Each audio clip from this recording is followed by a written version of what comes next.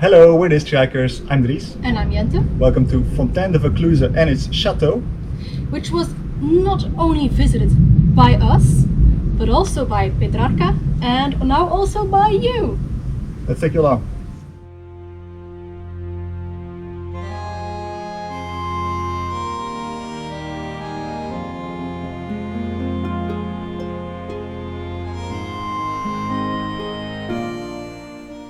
In the harsh summer heat, we braved the steep climb up to this majestic ruin.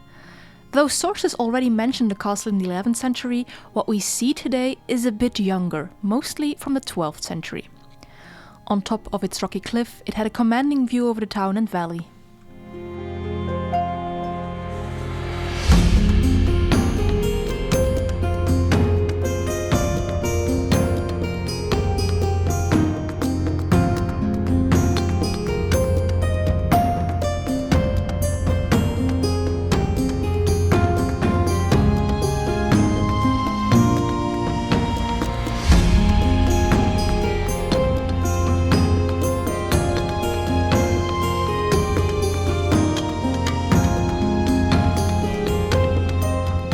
With each step, we raised our heads to better understand this castle ruin.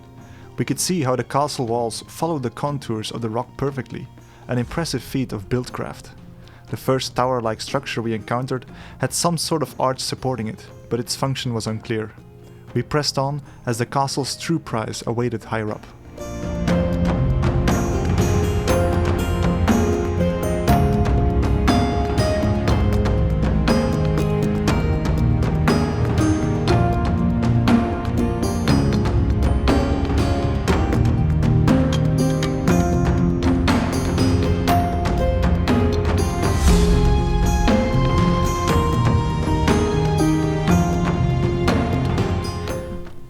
Once we reached the top of the cliff, we encountered the castle in earnest. The entrance seemed originally to be preceded by a barbican, of which only foundations remain.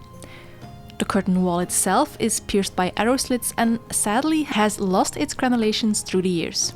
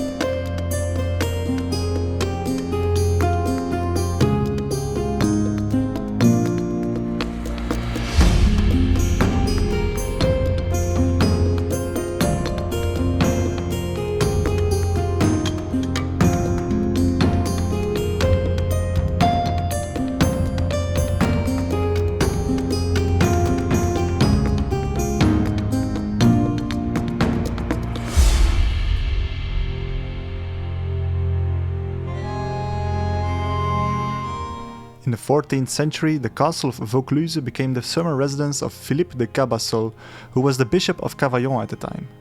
He was good friends with the early humanist and Renaissance poet Petrarch, who had retired to Fontaine de Vaucluse. Petrarch would often visit his friend in the castle, where they would exchange news and ideas.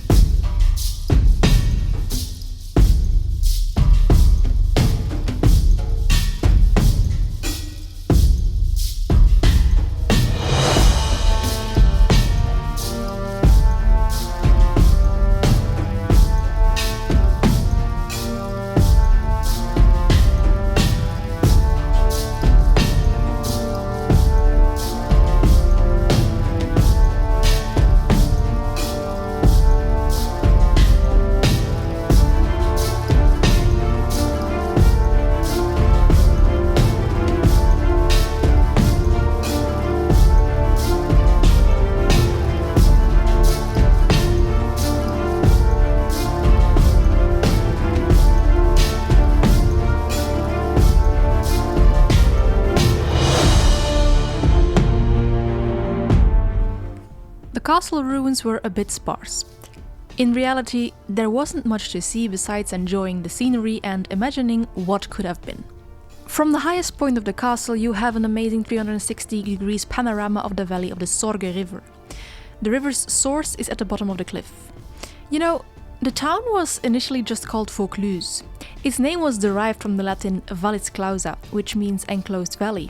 Seeing the panorama before us, we understood why they chose that name.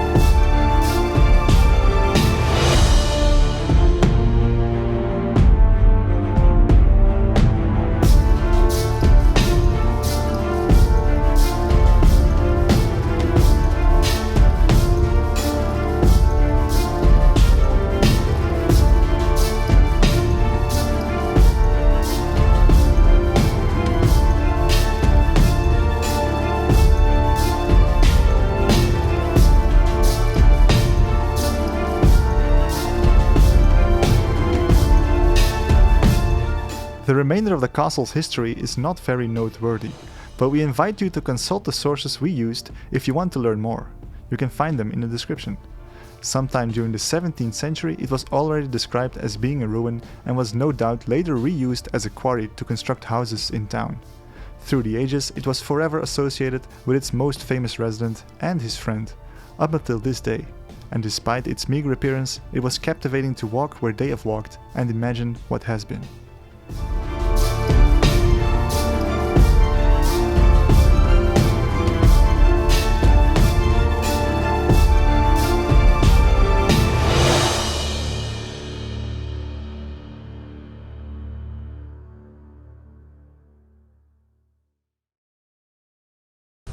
That was the Chateau de Fontaine de Vaucluse. Thank you so much for watching. Time for the arbitrary subjective castle score. I'm gonna go for an 8.5. Those damn views are quite amazing. What do you think?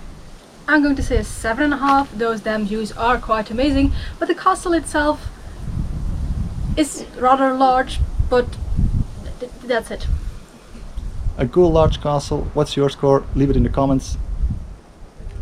And like, comment, subscribe and all that good YouTube stuff if you want to see more of these kind of castles. I'll see you next time. Bye bye.